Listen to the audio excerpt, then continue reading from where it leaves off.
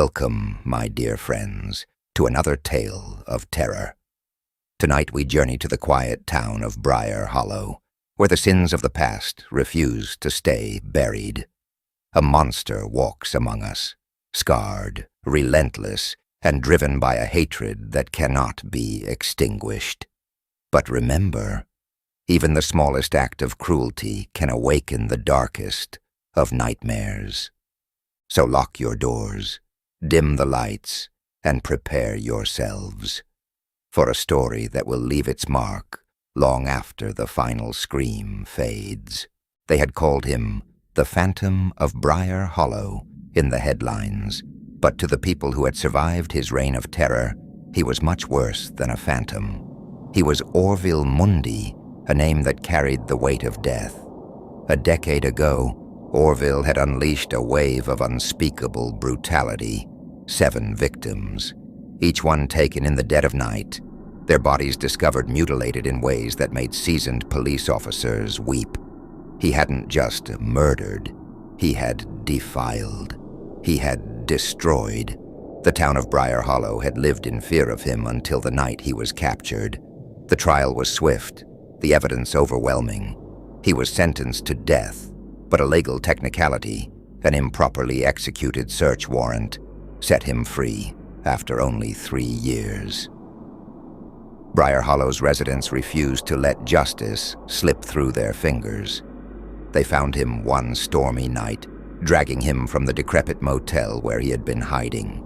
A mob gathered in the town square, their torches casting flickering shadows on the walls of the old courthouse. Orville Mundy didn't beg, didn't scream, even as they doused him in gasoline and struck the match. But when the flames consumed him, his inhuman wails pierced the night. He escaped death, though not by their intent. Ablaze, he had broken free, running into the black waters of Briar Hollow Lake. The fire was extinguished, but the flames had melted his face into something monstrous. A week later, he was recaptured and sentenced to life in prison, this time on new charges: arson, escape, and the killing of one of the mob members during his fiery flight. In prison, he was an anomaly. His appearance was so grotesque that he was forced to wear a crude mask, crafted to hide his melted features. His presence incited such terror among the inmates that he was placed in solitary confinement indefinitely. Even there, his legend grew. Guards whispered about his inhuman strength, about the inmate he strangled with his bare hands while locked in isolation. Orville Mundy was less a man than a nightmare. And now, he was free again. The news anchor's voice crackled over the television in Ellie Harper's antique shop. Authorities have confirmed that Orville Mundy, the man convicted of 7 brutal murders in Briar Hollow a decade ago, has escaped from Blackthorn Penitentiary. Details surrounding his escape remain unclear, but state police believe Mundy may be heading back to his hometown. Residents are urged to stay indoors and report any suspicious activity immediately. Ellie's hand trembled as she wiped dust from a shelf, the words settling over her like a shroud. She had seen this news story unfold once before, all those years ago. Back then, she'd been younger, newly married, and naive enough to believe that evil like Mundy's was something that happened in far-off cities, not in her quiet little town. She sank into a chair as the broadcast continued. "We're advising extreme caution." The sheriff's voice cut in, grim and steady. "Orville Mundy is considered extremely dangerous. If you see him, do not approach. Call 911 immediately." The screen flickered to a mugshot of Mundy taken before the fire. Even in the photo, his dark eyes seemed bottomless, brimming with malice. Ellie quickly looked away, her mind racing. The streets outside her shop were eerily silent, and the familiar comfort of her small store felt like a fragile shell against the horror outside. She glanced at the clock. 8:30 p.m. The shop was supposed to close at 9, but tonight, every instinct screamed at her to shut down early. She moved quickly, locking the door and drawing the curtains, her heart pounding with each snap of the blinds. Outside, the night was blanketed in fog, the usual glow of the street lamps barely cutting through the thick mist rolling in from Briar Hollow Lake. Ellie's car was parked a block away, and the short walk suddenly felt like a journey through the unknown. She clutched her keys tightly, every sound amplified in the oppressive silence.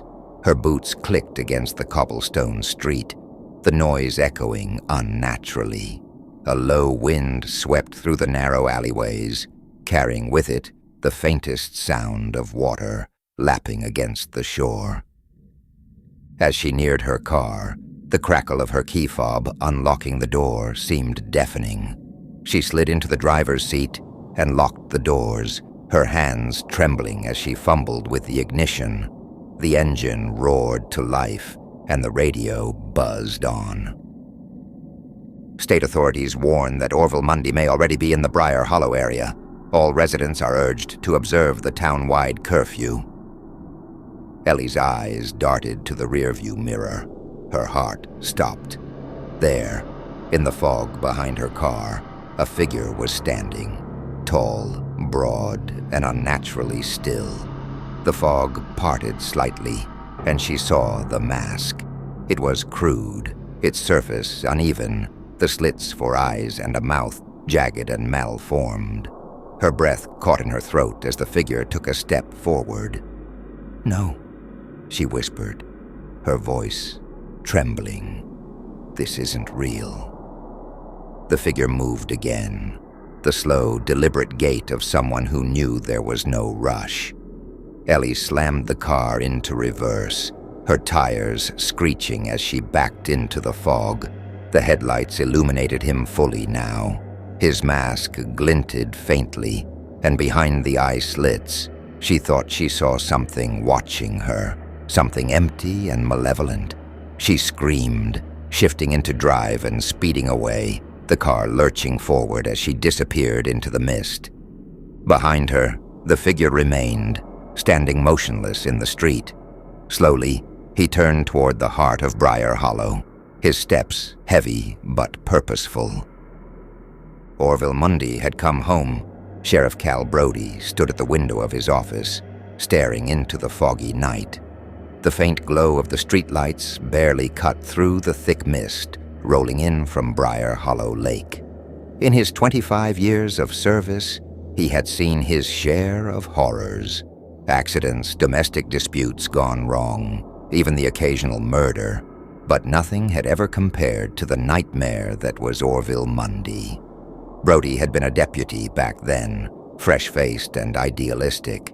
He remembered every detail, the crime scenes, the victims, and the sheer brutality of Mundy's attacks. The man wasn't just a killer. He was a predator, a creature of malice who took pleasure in his work. Brody had been there the night they caught him, and he'd been there the night the mob took justice into their own hands. He hadn't stopped them. Part of him regretted it, but another part, the part that still woke up in a cold sweat, thinking about those crime scene photos, did not. Now Mundy was back, and Brody knew better than anyone what that meant. "Sheriff," Deputy Clara Watts called from the doorway, pulling him from his thoughts. She looked young and tense, her normally cheerful demeanor replaced by a mask of grim professionalism. "We've got patrols running on all major roads, but people are scared. Calls are coming in non-stop. Everyone thinks they've seen him." Brody turned to face her, his jaw tight. "That's because they have reason to be scared," he said, grabbing his hat from the desk. "Mundy's not just some escaped convict. He's a hunter, and this town is his prey." Clara hesitated, her voice dropping to a near whisper. "Do you really think he's here already?" "I'd bet my badge on it." Brody pushed past her, heading toward the bullpen where his deputies were gathered. We're dealing with a man who's been planning his revenge for 10 years. He'll come home because that's where the fear is strongest. He'll want to finish what he started. On the other side of town, Jake and Melissa Carter were settling into their evening. Their small home sat at the edge of the forest, a cozy refuge from the chaos of the world. The news about Orville Mundy had been unsettling, but Jake had reassured Melissa that they were safe. The doors were locked, the windows secured, and their shotgun was within reach. "You're overthinking it," Jake said as he placed a steaming cup of tea in front of her. "The guy's probably miles away. The cops will catch him before he gets anywhere near here." Melissa nodded, but her eyes kept darting to the curtained windows. "I know, it's just, I can't help it. I remember what it was like back then, Jake. I was a teenager, but I still remember the stories, what he did to those people." Jake put a hand on her shoulder, offering a reassuring smile. "Hey, we'll be fine. We've got each other, right?" She smiled back, though it didn't quite reach her eyes. "Right." The wind howled outside, rattling the windows, and the couple jumped at the sound. Jake chuckled nervously. "Just the wind," he said, though he couldn't shake the unease creeping into his chest. A sudden noise from the back of the house made them both freeze. It was faint, like the sound of glass cracking. "Did you hear that?" Melissa whispered. Jake nodded, his expression darkening. "Stay here." He grabbed the shotgun from its spot by the door and crept toward the back of the house. The hallway seemed unnaturally dark, the shadows pressing in around him. He reached the kitchen and saw the source of the noise. A small, jagged hole in the glass of the back door. "Damn kids," he muttered, turning back toward the living room. But then he heard it, the faint creak of a floorboard. It didn't come from outside. It came from inside the house. "Melissa, get out of here," he shouted, raising the shotgun. Before he could react, a massive figure emerged from the shadows, the mask catching the faint light from the kitchen. Orville Mundy moved with terrifying speed, grabbing the barrel of the shotgun and wrenching it from Jake's hands. "Run!" Jake screamed as he charged at Mundy, his fists swinging wildly. Melissa's scream echoed through the house as she ran toward the front door, but her escape was cut short. Mundy was faster than he looked, his hulking frame moving with a horrifying grace. He grabbed her by the hair and yanked her backward, her head striking the edge of the coffee table with a sickening crack. Jake lunged at Mundy again, but the killer swatted him aside like a rag doll. Jake hit the wall hard, his head snapping back against the plaster. Dazed but still conscious, he crawled toward Melissa's limp body. "Don't you touch her," he rasped, blood trickling from his mouth. Mundy tilted his head, as if considering the plea, before raising the shotgun. The sound of the blast shattered the night. When Sheriff Brody and his deputies arrived hours later, the scene was one of utter carnage. The bodies of Jake and Melissa lay side by side in the living room, their blood soaking into the carpet. On the wall above them, written in their blood, was a single word: home. The morning sun struggled to pierce the thick fog that clung to Briar Hollow. The town was a ghost of itself, its streets deserted as residents barricaded themselves inside their homes. The grim news of Jake and Melissa Carter's murder had spread like wildfire, stoking the flames of fear that had been simmering since Orville Mundy's escape.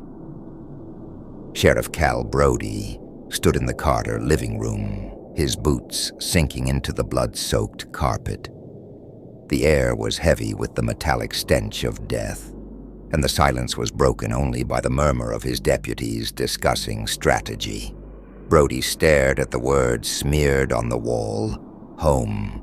It wasn't just a message, it was a declaration of war. "Sheriff," Deputy Clara Watts said softly, breaking him from his thoughts. We've set up checkpoints on all major roads, and the state police are sending reinforcements. But it won't be enough. Brody finished, his voice low and grim. He turned to Clara, his jaw set. This isn't just about catching him. Mundy's not running, he's hunting. We're not going to stop him until we outthink him. Clara hesitated, then nodded. What's the plan? Brody took a deep breath, glancing around the room. We start with his pattern. Mundy doesn't kill randomly. He chooses his victims. He'll want to spread as much fear as possible, which means he'll go for someone else tonight. Who? Clara asked, her voice tinged with dread. Brody's eyes hardened. Anyone. On the outskirts of town, Daniel Weaver was sitting in his dimly lit study. A retired journalist, Daniel had covered Orville Mundy's trial years ago, earning a reputation for his hard-hitting exposés. His articles had painted Mundy as the very embodiment of evil, and he had taken a certain grim satisfaction in knowing he had helped sway public opinion. But now, as he stared at the typewriter on his desk, his satisfaction had turned to dread. Mundy was free, and if there was one thing Daniel knew about the killer, it was that he didn't forget those who wronged him. The sound of wind rattling the windows pulled him from his thoughts. He glanced at the clock. 11:42 p.m. The streets outside were eerily quiet, the fog swallowing any trace of moonlight. He reached for the glass of whiskey on his desk, his hand trembling slightly. It's just paranoia, he muttered to himself. You're safe. Doors are locked. Guns in the drawer. The comforting thought barely registered before he heard it. A faint, deliberate knock at the front door. Daniel froze, his heart hammering in his chest. He set the glass down slowly, straining to hear. The knock came again, louder this time. Who's there? He called, his voice shaking. No response. He stood, grabbing the revolver from the desk drawer, and moved toward the door. The knock came a third time, harder, more insistent. I'm armed, he shouted. If you're looking for trouble, you've come to the wrong place. Silence. Summoning what little courage he had, Daniel threw open the door. The fog rolled in like a living thing, but there was no one there. He scanned the porch, his finger twitching on the trigger. That's when he heard the creak of a floorboard behind him. Spinning around, he barely had time to register the massive figure standing in the hallway. The mask glinted faintly in the dim light, and behind it, Orville Mundy's eyes burned with cruel delight. Daniel raised the gun, but Mundy moved with terrifying speed. He grabbed Daniel's wrist, twisting it until the revolver clattered to the floor. The older man cried out, but Mundy silenced him with a vicious backhand, sending him sprawling across the floor. Please, Daniel gasped, blood trickling from his lip. I was just doing my job. I didn't mean... Mundy didn't care. He reached down, his massive hands wrapping around Daniel's neck. The journalist's protests turned to desperate gurgles as the killer lifted him off the ground, his strength otherworldly. With a sickening crack, it was over. Daniel's body crumpled to the floor, lifeless. Mundy stood over him, his head tilting as if admiring his work. Then, moving with deliberate precision, he grabbed the revolver, placed it on the desk, and typed a single line on Daniel's typewriter. I remember. The next morning, the news of Daniel Weaver's death sent shockwaves through the community. Brody arrived at the scene to find the same horrific precision Mundy had displayed at the Carters' home. He's taunting us, Clara said, her face pale as she read the message on the typewriter. No, Brody said, his voice grim. He's sending a message. Mundy doesn't kill without purpose. He's choosing people who represent the town, people he thinks have wronged him or stood against him. Clara's eyes widened. The Carters, now Weaver. He's working his way through the past. Brody nodded, his jaw tightening. And we're running out of time. He'll strike again tonight. The sheriff turned to his deputies, his voice sharp and commanding. I want every available unit on the streets. We'll run patrols, set up roadblocks, and station officers at the homes of anyone who was connected to Mundy's trial or arrest. We're going to find him before he finds his next victim. As the deputies sprang into action, Brody felt a cold dread settle in his chest. He knew Mundy too well. The killer wasn't just out for revenge. He was reliving his masterpiece, and he wouldn't stop until Briar Hollow was drenched in blood. The night was darker than usual, the moon hidden behind thick clouds. Allison and Mark were cuddled on the couch of their small apartment in the heart of Briar Hollow, trying to ignore the growing tension that seemed to grip the entire town. The news of Orville Mundy's escape and the murders had everyone on edge, but Mark had insisted they would be fine. "Allie, you need to relax," Mark said, stroking her hair as they watched a movie. "The cops are all over this. They're not going to let him get anywhere near us." Allison wasn't convinced. "You don't know that, Mark. People thought they were safe before. The Carters thought they were safe. Daniel Weaver probably thought he was safe too." Mark sighed and kissed her forehead. "Look, I've got my baseball bat by the door. The windows are locked, and I'll be damned if I let some psycho near you. You're safe with me."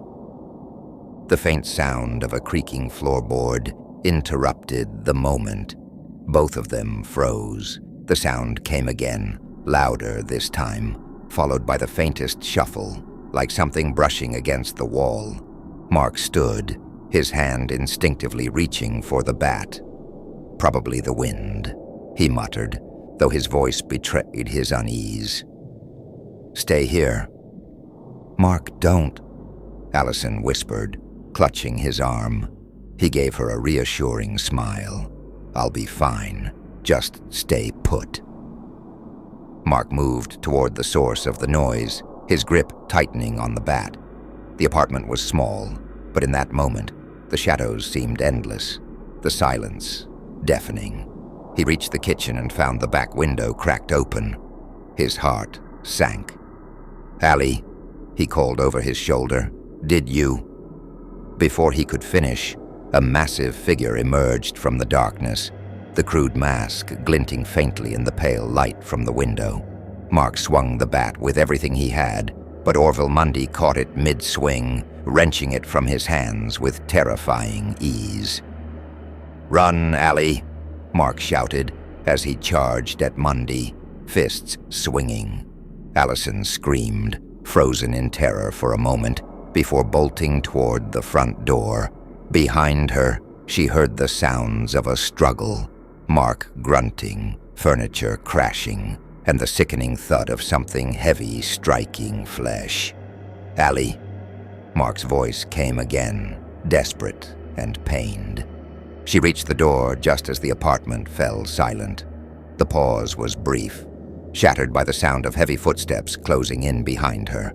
Allison yanked the door open, but Mundy was faster. His hand clamped down on her arm, pulling her back with bone-crushing force. She twisted and kicked, desperate to escape. His other hand lashed out, the blade glinting in the dim light as it sliced across her side. The pain was immediate and blinding, but adrenaline drove her forward. She kicked Mundy in the knee, throwing him off balance just enough to slip free of his grasp. Allison bolted into the night, clutching her bleeding side as she ran. Her bare feet slapped against the pavement, her vision blurred by tears and pain. Behind her, she could hear him, heavy, deliberate footsteps, the slow, methodical chase of a predator who knew he didn't have to rush. A police cruiser rounded the corner, its headlights cutting through the fog. Allison stumbled into the road, waving her arms frantically. The car screeched to a halt, and Deputy Clara Watts jumped out, gun drawn. "Help me!" Allison screamed, collapsing to her knees. He's coming." Clara turned toward the darkness, her gun aimed and ready, but the street was empty. The heavy fog seemed to swallow everything. "Get in the car," Clara ordered, pulling Allison to her feet. They sped off toward the hospital, the fog swallowing the road behind them. Sheriff Cal Brody stood at the foot of Allison's hospital bed, his hat in hand. The woman was pale, her face streaked with dried tears, her side bandaged where Mundy had slashed her. She was trembling, even as the nurse tried to reassure her. "Allison," Brody said gently, pulling up a chair, "I need you to tell me everything you remember. Anything you can give us will help." Her wide, bloodshot eyes locked onto him. "He's not human," she whispered, her voice trembling. He killed Mark. He didn't even care. Mark hit him with a bat and he just kept coming." Brody's jaw tightened. "You're safe now.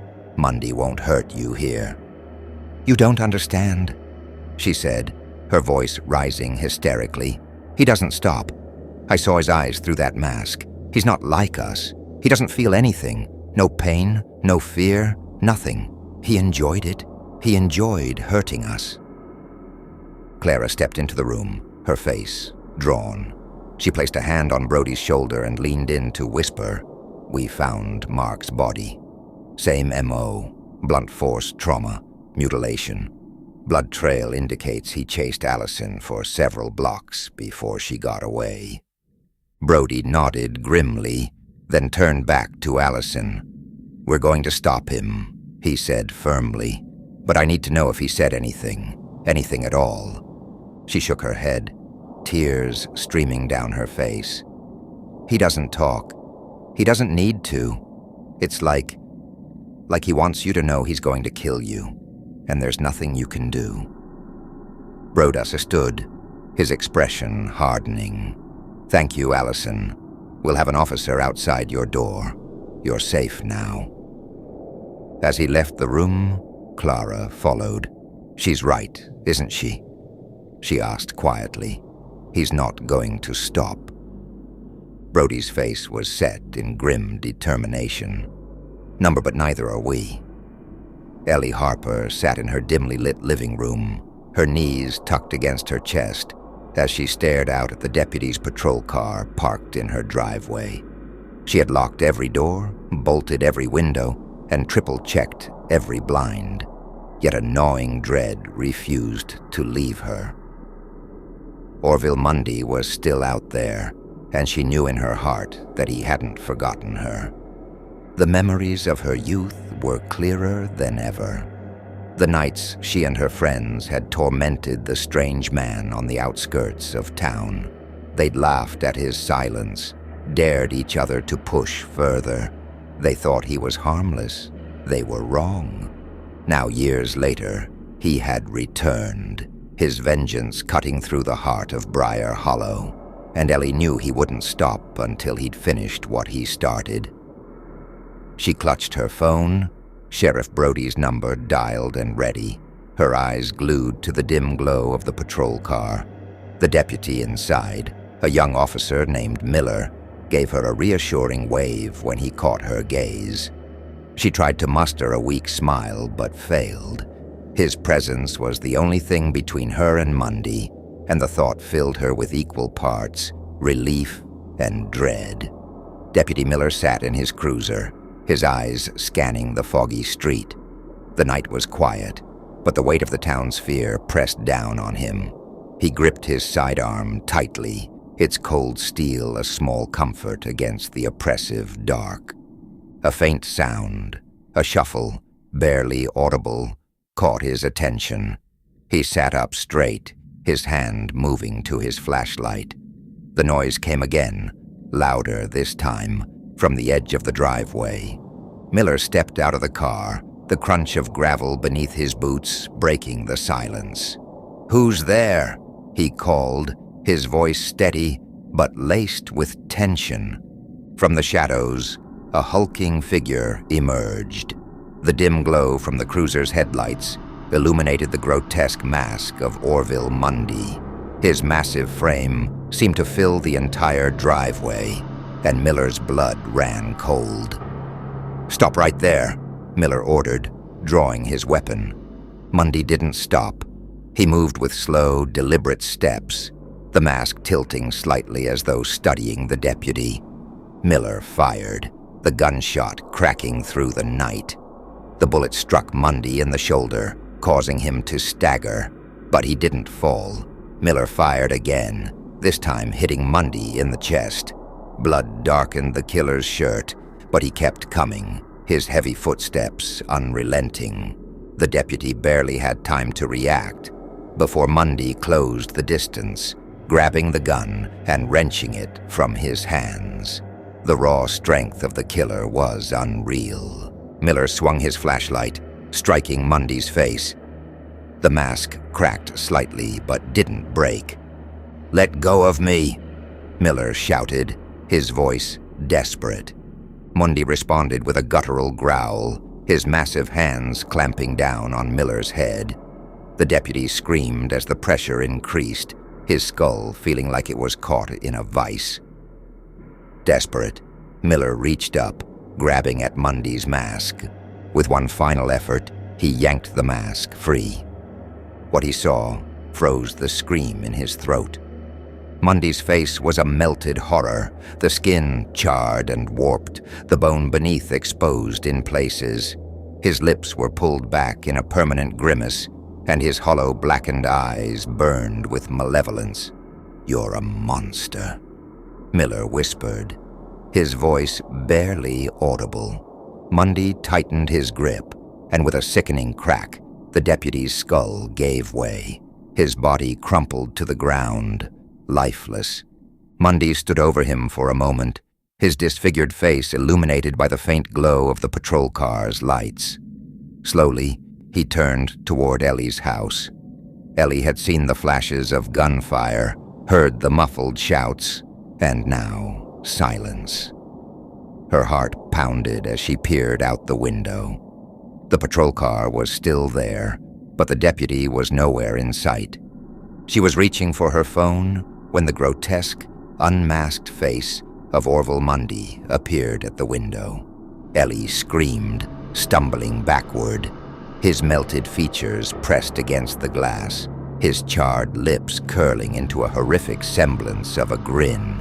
He raised one massive hand and slammed it against the window, the glass cracking under the force. "Help! Somebody help me!" Ellie screamed as she ran for the kitchen, grabbing the largest knife she could find. The door shattered behind her as Mundy smashed his way inside.